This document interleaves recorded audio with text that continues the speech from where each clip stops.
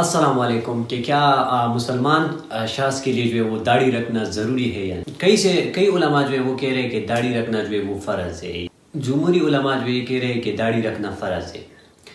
دیکھیے قرآن میں جو ہے وہ داڑھی کا لفظ جو ہے وہ جتنی میری تحقیق ہے تو قرآن مجید میں جو ہے وہ داڑھی کا جو ہے وہ لفظ جو ہے وہ ایک بار آیا ہے، اور وہ سورۃ الطٰہٰ سورت نمبر 20 آیت نمبر 94، جس میں ہارون علیہ السلام جو ہے وہ اپنے بھائی کو کہہ رہے ہیں کہ اے میرے ماں کے بیٹے، مجھے داڑھی سے اور سر کے بال سے نہ پکڑو. یعنی موسیٰ علیہ السلام کو کہتا ہے کہ مجھے داڑھی اور سر کے بال سے نہیں پکڑو. اور جو ہے وہ داڑھی کا لفظ جو ہے وہ قرآن مجید میں نہیں آیا ہے، لیکن قرآن مجید میں یہ لفظ بار بار آیا ہے کہ اطیعوا اللہ و اطیعوا الرسول، اللہ کی اطاعت کرو اور اللہ کی رسول کی اطاعت کرو. تو بات جائے گی اللہ کے رسول کی طرف کہ اللہ کے رسول کیا کہتے ہیں داڑھی کے بارے میں. تو اللہ کے رسول جو ہے وہ داڑھی کے بارے میں یہ کہتا ہے کہ اللہ کے رسول جو ہے وہ تو یہ کہہ رہے ہیں کہ آپ یعنی نان مسلم جو ایئر مسلم ہے ان کے اپوزٹ کر لو آپ. یعنی جو جوس کرسچن جو ہے وہ جو کام کرے وہ آپ ان کے اپوزٹ کر لو. تو اللہ کے رسول تو یہ کہتا ہے.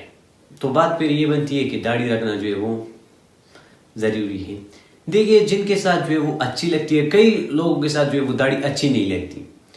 تو جن کے ساتھ اچھی نہیں لگتی جن کے ساتھ اچھی لگتی ہے اور وہ داڑھی رکھ لیں تو بہتر ہے، ثواب ملے گا اللہ ان کو، ان کے ساتھ اللہ کی جو ہے انہوں نے داڑھی رکھی اور ان کے ساتھ بہتر بھی لگتا ہے.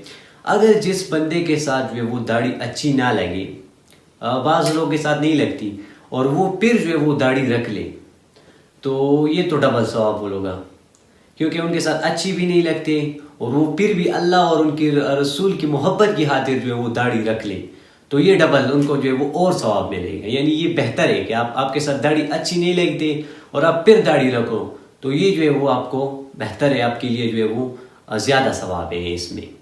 اور اکثر لوگ جو ہے وہ بعض ٹائم یہ کہہ رہے ہیں کہ یہ جو ہے وہ ہمیں جو ہے وہ جب یوم آخرت کا دن ہے تو پھر ہمیں جو ہے وہ قبر میں کیوں عذاب دیتے.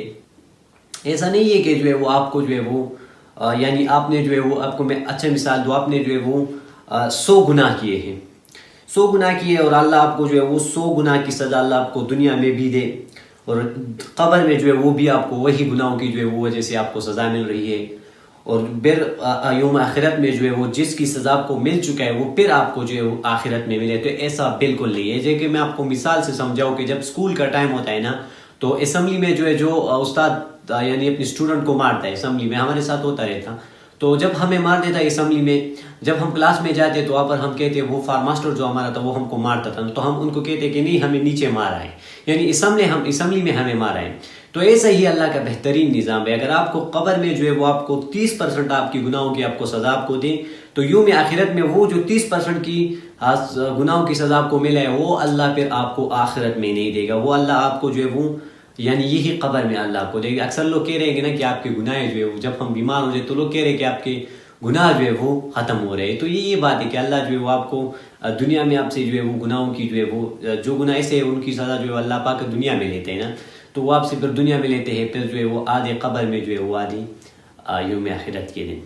تو مجھے اجازت دیجیے. وما علینا الا البلاغ. جزاکم اللہ خیر.